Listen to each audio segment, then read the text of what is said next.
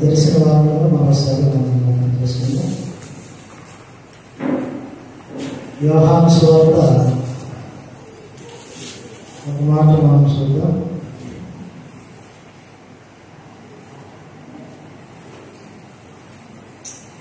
పంతొమ్మిదవ అధ్యాయంలో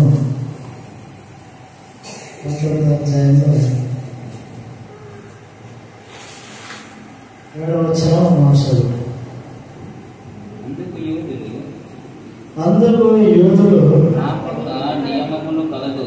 మానవ నియమము కలదు,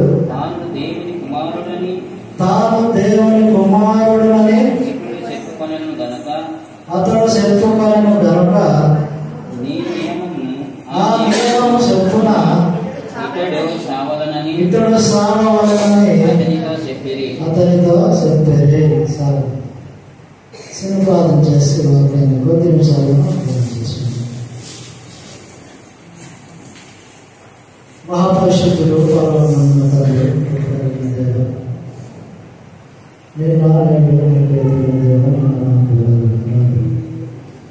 మరోసారి చేసుకున్నట్టు ఇదిగో పరిశుద్ధ మందిరాలను మేము కోరుకొని వచ్చున్నాము. ఇదిగో తండ్రి మీ యొక్క మాటలు మేము చెప్పవలసిన కదా, మీరే మా పక్షం నుండి మీరు నడిపించాలి, మీరు సహాయిస్తాయి. ఇదిగో తండ్రి యొక్క లేఖనాన్ని మేము చదివినాము. నిజంగా తండ్రి యోగులు మాట్లాడుతున్న మాటలు, యోగులు పలుకుతున్న మాటలు, ఈ యొక్క వాక్యంలో తండ్రి మేము 10 నిమిషాలు నడుచుకోవాల్సింది. మీరే మామూలు సాధిస్తారు. యేసుక్రీస్తు పరిశుద్ధనామములో ప్రార్థన చేస్తున్నాం తండ్రి.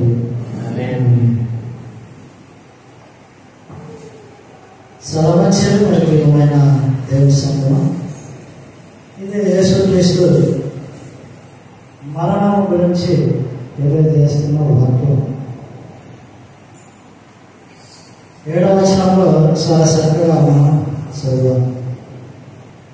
యూదులు మాకు ఒక నియమము కలదు అని మాట్లాడుతూ, ఆ నియమం ఏంటి అంటే ఈ భూమి మీద మనుషుడై ఉండి దేవుని కుమారుడునని ఒక వ్యక్తి మాట్లాడుతున్నాడు కాబట్టి ఆ వ్యక్తి మరణించాలి అనే ఒక నియమము ఆ యూదులకు కలదు, అంతే ఉంది. ఇక్కడ మనం గమనించినప్పుడు బైబిల్ గ్రంథంలో ఈ మాట మనం చూస్తున్నప్పుడు పైన వచనంలో మనం చదివితే 3వ వచనంలో ఏం రాయబడిందంటే 3వ వచనంలో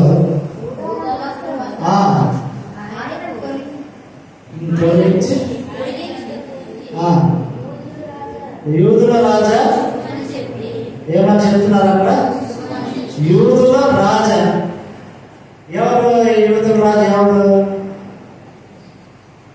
ఎవరు ఏమన్నా? యూదులకు రాజు ఎవరు?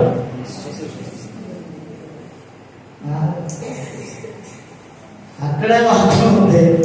ఇప్పుడు మనం నేర్చుకున్నాము. ఎవరిని ఇక్కడ ఉద్దేశించి మాట్లాడుతున్నారు అంటే యేసుక్రీస్తుని ఉద్దేశించి మాట్లాడుతున్నారు. యూదులకు ఆయన రాజు, యూదుల కొరకు ఈ భూమి మీద ఆయన జన్మించినట్లు ఈ లేఖనం మనకు తెలియజేస్తుంది. అంటే యేసుక్రీస్తుని ఎవరిలో ఉదయించాడు, ఎవరిలో పుట్టాడు అంటే యూదులకు పుట్టాడు అని ఈ మాట ద్వారా మనకు తెలియజేస్తుంది. యూదులకు రాజా నీకు శుభమని చెబుతున్నారు. యూదులకు రాజు అని తెలుసు. మరి అలాంటప్పుడు దేవుని కుమారుడని ఎందుకు గ్రహించలేకపోతున్నారని ఇక్కడ మనం అర్థము చేసుకోవాలి. యూదుల రాజానికి శుభమని చెబుతున్నప్పుడు అంటే ముండ కిరీటం తల మీద వేస్తారు, అన్ని దెబ్బ కొట్టి అన్ని అయిపోయిన తర్వాత బయటకి వస్తున్నప్పుడు ముండ కిరీటం తల మీద పెట్టి యూదుల రాజా నీకు శుభమని చెబుతున్నారు. ఇక్కడ 7వ వచనంలో వచ్చేసరికి అతడు మా దగ్గర దేవుని కుమారుడని అంటున్నాడు. ఆయన ఒక మనిషి. యేసుక్రీస్తు ఏ రూపంలో ఉన్నాడు? ఒక మనిషి రూపంలో ఉన్న ఒక వ్యక్తి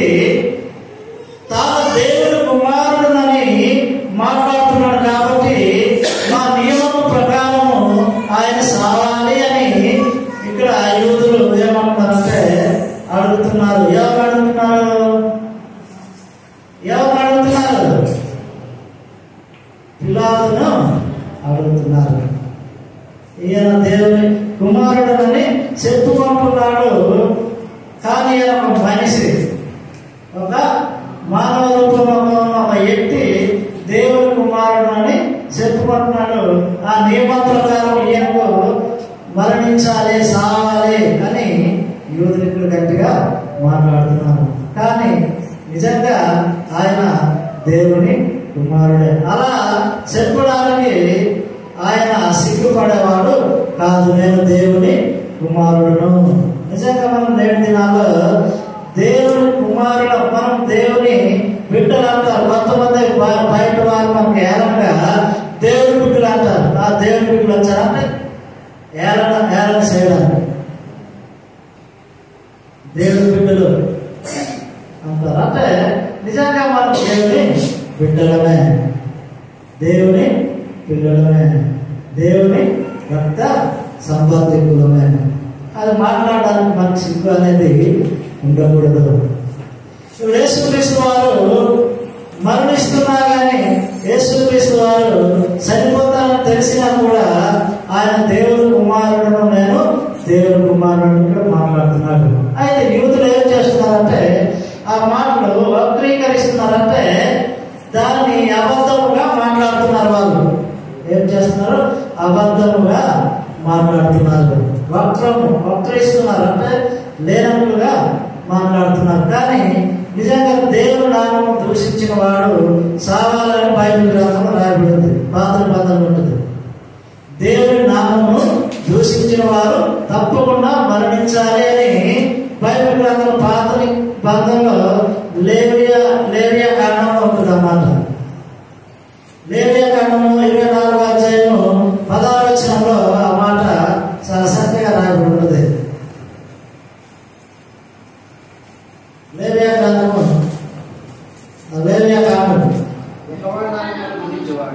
యెహోవా నామమును దూషించేవాడు మరణ శిక్ష పొందవలెను.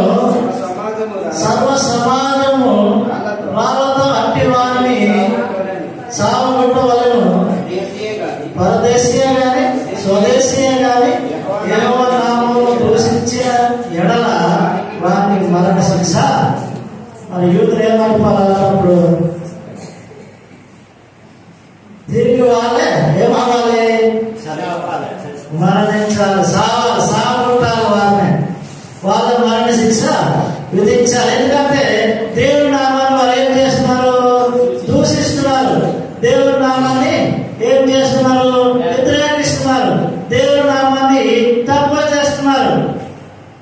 దేవుని కుమారుడు అని చెప్పుకుంటున్నాడు. ఆయన చేసిన ఆశ్చర్యక్రియలు తెలుసు, అద్భుతాలు తెలుసు, అన్ని తెలుసు. ఎంతమందిని బాగా చేశాడు అన్ని తెలుసు. మత్తయి సువార్త నుంచి మత్తయి సువార్త, మార్కు, లూకా సువార్తలు అన్ని అద్భుతాలే. మొత్తం దేవుడు చేసిన అద్భుతాలు వాళ్ళన్నీ తెలుసు. దేవుని కుమారుడని మాట్లాడడంలో యేసుక్రీస్తు తప్పేమీ లేదు. కానీ యూదులు ఏం చేస్తున్నారంటే వక్రీకరిస్తున్నారు అన్నమాట. మనం గొప్పలం, ఆయన కంటే మనము గొప్పలను. ఆయన జననము, ఆయన ఒక లెక్క జననం అంటే ఆయన జన్మించడం అనేది ఆయన ఎలాంటి పరిస్థితుల్లో జన్మించాడు అని వాళ్ళకి తెలుసు. ఆయన జననము ఒక హేళనగా ఉంటుంది. ఆయన జననము ఏ విధంగా ఉంటుంది అంటే మన దృష్టిలో అది అద్భుతమే. కానీ యూదుల దృష్టిలో ఎలా ఉంది అంటే ఒక హేళనగా, ప్రదానం చేయబడిన ఒక స్త్రీకి వాళ్ళు ఏకముగా కూడితే జన్మించిన వ్యక్తిగా ఒక హేళన కింద తీసుకొచ్చిన వ్యక్తి మనకన్నా గొప్పవాడా? ఆయన దేవుని కుమారుడా? ఆయన దేవుని కుమారుడా అని మాట్లాడుతూ ఏం చేస్తున్నారంటే మా నియమం ప్రకారం ఆయన ఏం చేయాలన్నారు? సావాలి. నిజంగా యేసుక్రీస్తు వారు ఈ భూమి మీద రావడానికి గల కారణము మరణించడానికే. కానీ ఆయన మరణము ఎంతటి అద్భుతంగా ఉంది అంటే పాపంలో ఉన్న ప్రతి మనిషిని ఏం చేసిందంటే పవిత్రత తెలియజేసింది, పవిత్రత కలుగజేసింది. పాపంలో ఉన్న మనము, దోషంలో ఉన్న మనము, పాపము జీవితంలో ఉన్న మనం ఏం చేయాలంటే పవిత్రులుగా మార్చబడ్డాము. నిజంగా అటువంటి వ్యక్తి కొరకు ఈ దినం మనం ఏం చేస్తున్నామంటే చెప్పుకోవడానికి మనము సిగ్గుపడుతున్నాం. నిజంగా ఆయన దేవుని కుమారుడని చెప్పుకోవడానికి ఆయన అక్కడ సిగ్గుపడలేదు అని మనకు తెలియజేస్తుంది బైబిల్. ఈయన దేవుని కుమారుడని సంతోషాలని తెలిసినప్పటికీ ఆయన సరసంగా మాట్లాడుతున్నారు, నేను దేవుని కుమారుడిని. ఇంకా పైన ఇంకా కింద వచనాలు చూస్తే 3 నుంచి 4, 5 వచనాల వరకు నీవు దేవుని కుమారుడు అంటే నీవన్నంటే నేను దేవుని కుమారుడు అంటాడు. చూడండి, ప్రధాన యాజకుల దగ్గర మాట్లాడితే నేను దేవుని కుమారుడని అని ఇక్కడ మాట్లాడుతున్నాను. కానీ యూదులు ఏం చేస్తున్నారంటే ఆ మాటని వారు తిరస్కరిస్తున్నారు. ఆయన మానవ రూపంలో ఉన్న వ్యక్తి, కానీ దేవుని కుమారుడని మాట్లాడుతున్నాడు కాబట్టి ఆయన ఏం అంటాడంటే కొట్టాలి, చంపాలి, అటువంటి వ్యక్తి ఈ భూమి మీద ఉండకూడదు అని వాళ్ళు మాట్లాడుతున్నారు. కానీ నిజానికి దేవుడు నామాన్ని దూషించిన వారే ఏమవ్వాలి, సావాలి, మరణానికి అర్హులు అని బైబిల్ గ్రంథం మనకు తెలియజేస్తుంది. కానీ యేసుక్రీస్తు తగ్గింపు కలిగి ఆయన ఏం చేస్తున్నాడంటే మాట్లాడుతూ ఉన్నాడు. ఆయన చేసిన క్రియలు గొప్పలు అయినప్పటికీ ఆయన మరణించాలి, రాళ్ళతో కొట్టాలి అని ఇక్కడ మాట్లాడినట్లుగా మనం బైబిల్ గ్రంథంలో చూస్తున్నాం. ఇంకా ఒక మాట మనం చూసినప్పుడు అదే యోహాను సువార్త 10వ అధ్యాయం 31 నుంచి 36 వచనాల వరకు చూస్తే అక్కడ కూడా యూదులు మాట్లాడుతున్నారు, యేసుక్రీస్తు కూడా మాట్లాడినట్లుగా అక్కడ మనం చూస్తున్నాం. ఏమన్నా రాబడింది అక్కడ, యూదులు ఆయనను కొట్టవాలని మరలా రాళ్ళ చేత పట్టుబడగా యేసు తండ్రి యొద్ద నుండి అనేకమైన మంచి క్రియలను మీకు చూపితిని, వాటిలో ఏ క్రియ నిమిత్తం నన్ను రాళ్ళతో కొట్టుదని వారు అడిగినను. అందుకు యూదులు, నీవు మనుషులమై ఉండి దేవుడు అని చెప్పుకొనుచున్నావు గనుక దేవదూషణ చేసినందుకే నిన్ను రాళ్ళతో కొట్టుదుము గాని మంచి క్రియలు చేసినందుకు కాదని ఆయనతో చెప్పిరి. అందుకు యేసు, మీరు దైవములని నేను అంటున్నాను, మీ ధర్మశాస్త్రంలో రాయబడి ఉండలేదా? లేఖనము నిరర్థకము కానేరదు కదా. దేవుని వాక్యం ఎవరికి వచ్చునో వారి దైవములను చెప్పిన నేను దేవుని కుమారుడని చెప్పినందున తండ్రి ప్రతిష్ఠ చేసి ఈ లోకంలోనికి పంపిన వారితో నీవు దేవుదూషణ చేస్తున్నావని చెప్పుదురా. ఎంతటి వాదాపవాదములు జరుగుతున్నాయి యేసుక్రీస్తు వారు మరణానికి. ఆయన దేవుని కుమారులని నిరూపించుకొని ఒక చక్కనైన ఒక మాట ఆయన చేసిన క్రియలతో కాదంట. చూడండి, ఒక వ్యక్తి అన్నదానం చేస్తే, ఒక వ్యక్తి వస్త్రదానం చేస్తే ఏమంటాం, మా ఇంటి వరకు చాలా మంచివాడు. రాజంలో వెళ్తున్నారు, ఇక్కడ వెళ్తున్నారా రాజా? ఇప్పుడు లేదు రాజా, మీరు ఇక్కడ వచ్చేస్తున్నారా? ఆయన పేరేంటి, మల్లికార్జున. వస్త్రదానం చేస్తాడు, పండుగలప్పుడు బట్టలు ఇస్తుంటాడు కదా జిఎంఆర్. ఆ వ్యక్తి సంవత్సరానికి ఒకసారి ఏదో ముసలికో తర్వాత ఎవరికో ఒకరికి బట్టలు ఇస్తుంటాడు. ఆ వ్యక్తి వరకు మనం ఏమని చెప్పుకుంటాము, మంచి పనులు చేస్తున్నాడు అంటాం, మంచి పనులు చేస్తున్నాడని మనం మెచ్చుకుంటాం, అంతేనా? అది ఇక్కడ యేసుక్రీస్తు వారు ఏమని, యూదులు ఏమని అంటున్నారంటే క్రీస్తు గురించి, నీవు చేసే చేసిన మంచి క్రియలు మాకు సంబంధమేమి లేదు. కానీ మేము దేవుడు కుమారుడు అని చెప్పుకుంటున్నాము కాబట్టి మేము దాని వరకు మేము నిన్ను చంపుతున్నాము.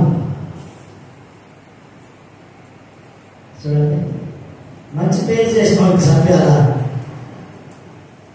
ఈ భూమి మీద అదే జరుగుతుంది కదా, జరుగుతుందా లేదా? ఎంతమందికి చంపట్లేదు మంచి పనులు చేసిన వాళ్ళకి? ఈ భూమి మీద చాలా మంది చంపేస్తున్నారు మంచి పనులు చేసిన వాళ్ళు. ఎవరు బ్రతకనివ్వట్లేదు. మంచిగా జీవించినవాడు, మంచిగా పనులు చేసిన వాడు, మంచిగా ఏదో సహాయం చేసిన వాడు ఈ భూమి మీద ఎవరు ఎక్కువ కాలము ఉంచట్లేదు. యేసుక్రీస్తు మంచి పనులు చేశాడు. ఇక్కడ మనం చాలా క్లియర్గా మనకి ఇక్కడ కనబడుతుంది. చాలా అర్థంగా ఇక్కడ మనం కనబడుతుంది. ఏమన్నాడంటే, తండ్రి యొద్ద నుండి అనేకమైన మంచి క్రియలను మీకు శృతి తిని వాటిలో ఏ క్రియ నిమిత్తము నన్ను రాళ్ళతో కొట్టదరని వారిని అడిగిన తండ్రి ద్వారా తండ్రి సిద్ధము, తండ్రి నిమిత్తము నేను మంచి పనులు చేస్తున్నాను, నా తండ్రి నిమిత్తము నేను మంచి పనులు చేస్తున్నాను అంటున్నా. నా తండ్రి అంటున్నాడు. కానీ ఆయన తండ్రి ఎవరు అనేది అర్థమైందో లేదో మనకు అసలు ఇక్కడ అర్థం కావట్లేదు. కొంతమంది ఏమంటారు, ఆయన తండ్రి ఎవరు అంటున్నారు? ఎవరు ఆయన తండ్రి? ఎవరు? యేసుక్రీస్తు తండ్రి ఎవరు ఈ భూమి మీద? యోసేపు అంటున్నారు. యోసేపు కదా ఈయన కుమారుడు, యోసేపే కదా ఈయన తండ్రి. మరి నా తండ్రి సిద్ధం ద్వారా నా తండ్రి వద్ద నుండి అంటున్నాడు. ఆయన తండ్రి వద్ద నుండి మంచి పనులు తేవడం ఏంటి? యోసేపు ఒక వడ్రంగి వాడు, మరి వడ్రంగి పనులు చేసుకుంటున్నాడు. మరి ఆ పనే కదా ఇతను కూడా చేస్తున్నాడు. మరి తండ్రి వద్ద నుండి మంచి క్రియలు, మంచి పనులు చేయడం ఏంటి అని యూదులు ఆలోచిస్తున్నారు. చూడండి, ఇక్కడ నీవు చేసిన క్రియల నిమిత్తం మేము నిన్ను సంపదలేదు, కానీ నీవు ఏమని చెప్పుకుంటున్నావు? నేను దేవుని కుమారుడని చెప్పుకుంటున్నావు. అదే మాకు నచ్చట్లేదు, అదే మాకు ఇబ్బందిగా ఉంది అని ఇక్కడ మాట్లాడుతున్నారు వారు. అది అందుకు యూదులు, నీవు మనుషుడు అయి ఉండి దేవుడు నన్ను శిల్పపరుచుకున్నావు కనుక దేవదూషణ చేసినందుకే నేను వాళ్ళతో కొట్టుదము కానీ మంచి క్రియ చేసినందుకు కాదని ఆయనతో చెప్పేది. దేవదూషణ చేస్తున్నావు, నేను దేవుడిని తిడుతున్నా, నీవు మాట్లాడే మాటలు మంచివి కాదు. దేవుడు కుమారుడు మనుషులపై ఉన్నావు కదా, మనిషిలోనే పుట్టావు కదా. మనిషిలో పుట్టడం అంత అర్థం ఏంటి? ఇద్దరు దంపతులు, భార్య భర్తలు, వాళ్ళ దాంపత్య జీవితంలో ఆ నిలువులు ఏకమై ఉంటేనే ఒక మనిషి పుడతాడు. కానీ యేసుక్రీస్తు పుట్టడం ఎలా ఉంది అంటే పరిశుద్ధాత్మ ద్వారా పుట్టాడు. వారు ఏకం కాకముందు, వారు ప్రదానం చేయబడిన తర్వాత, వారు ఏకం కాకముందే పరిశుద్ధాత్మతో యేసుక్రీస్తు జన్మించాడు. కాబట్టి ఈ భూమి మీద తర్వాత శారీరకంగా యోసేపు తండ్రి అయినప్పటికీ ఆత్మీయంగా తండ్రి ఆయన దేవుడు, ఆయన తండ్రి దేవుడు. అక్కడ నుంచి ఆయన యొద్ద నుంచి మంచి క్రియలు మనకి చూపించాడు, యూదులకు చూపించాడు కదా. ఏమేమి క్రియలు, అద్భుత క్రియలు ఏం చేశాడు చూడండి. మొట్టమొదటిగా చేసిన క్రియ ఎక్కడ? కానాను. ఇందులో ఏమైపోయింది? ద్రాక్షారసం అయిపోయింది. నీరుని ఒక ద్రాక్షారసంగా చేసి ఒక అద్భుతము జరిగించాడు, మంచి క్రియ. తర్వాత పక్షవాయువు గలవారు, తర్వాత గుడ్డివారు, తర్వాత కుంటివారు, తర్వాత మరణించిన వారు సైతం. ఎవరు మరణించారు? లాజరు, మనకు తెలిసిన పేరు. తర్వాత అనేక మంది చనిపోయారు బైబిల్లో. యేసుక్రీస్తు వారు వారందరినీ బ్రతికించాడు. అవన్నీ ఎక్కడి నుంచి వచ్చింది? ఎవరి యొద్ద నుండి తెచ్చానంటున్నాడు ఆ క్రియలన్నీ? తండ్రి యొద్ద నుండి అంటున్నాడు. తండ్రి యొద్ద నుండి అంటే యోసేపుకి అటువంటి శక్తి ఉందా? యోసేపుకి అటువంటి బలం ఉందా? లేదు కదా. మరి యూదులు ఎందుకు తెలుసుకోలేకపోతున్నారు?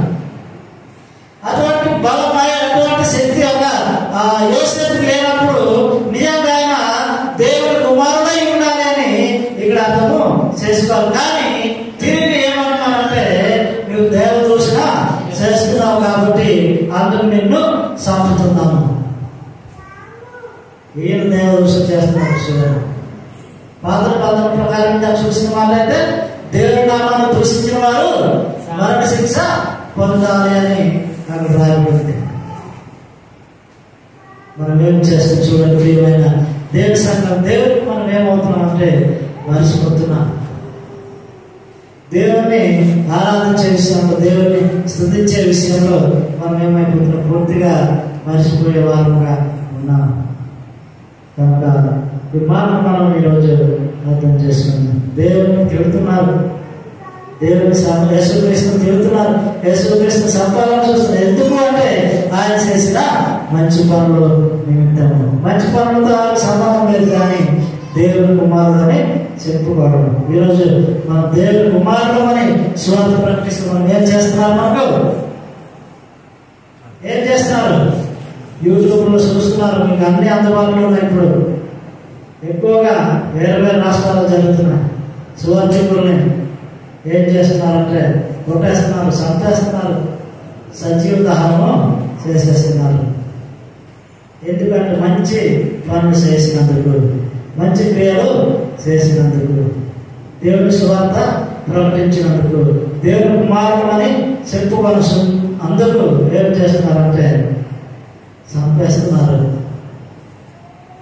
సిగ్గుపడకుండా వాక్యం సువార్త ప్రకటిస్తున్నారు. యేసుక్రీస్తు వారు నేను దేవుని కుమారుడునని చెప్పుకుంటున్న సమయంలో ఆయన అనేక విధాలైన ఇబ్బందులు, బాధలు, సంపాది శిలువ వేయాలి. డైరెక్ట్గా అనేస్తారు కదా, ముఖాముఖిగా అన్నారు కదా. ఏ అధికారంతో నన్ను సంపాదన చూస్తున్నారు అంటే మీరు దేవుని కుమారుడు నన్ను చెప్పుకుంటున్న వాళ్ళకు నేను చంపుతున్నాను. ఇలా మనకు జరుగుతుంది కదా ప్రియమైన దేవుని సంఘం. అది జరుగుతుంది, నేటికి ఇప్పటికీ జరుగుతుంది. అనేక రాష్ట్రాలు, అనేక దేశాలు, అనేక ప్రాంతాల్లో సువార్త ప్రకటించేవారు, పాటలు పాడేవారు, దేవుని కుమారులను చెప్పుకునేవారు చాలా మంది నేర్చుకున్నారు, మరణిస్తున్నారు, చంపేస్తున్నారు. చూడండి ఎంత దారుణమైన పరిస్థితి ఏర్పడింది అంటే అందుకు మనం ఏం చేయాలి? దేవుని కొరకు ఆరాధించేవారు, స్తుతించేవారుగా, ఆత్మతో సత్యంతో సంపూర్ణంగా మనం దేవుణ్ణి ఆరాధించేవారుగా ఉండాలని ఒక వాక్యం తెలియజేయడం జరిగింది. అట్టి కృప దేవుడు